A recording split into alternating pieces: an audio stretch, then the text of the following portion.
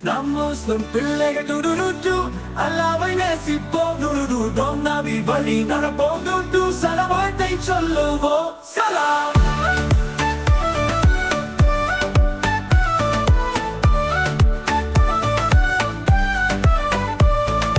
நேரம் வந்து விட்டது தாயுனானும் கிப்லா நோக்கி தொழுவோம் நமாஸ் ஒழுங்காக அல்லாஹ் நமக்கு ஆசி விட்டார். நோன்பு வைப்போம் ரமலான் வந்தால் பசியை தாங்கி சபரமை வாழ்வோம். ஏழை பசிக்கு தருவோம் உணவு அல்லாஹ் நமக்கு ஆசி விட்டார். நாம் வாசிக்கும் தினமும் நல்லது செய்வோம் அனைவருக்கும். முதலில் பாஸ்மில்லா சொல்லுவோம் பார்க்கும் இடமெல்லாம் ஒளிவோம். நம் முஸ்லிம் பிள்ளைகள்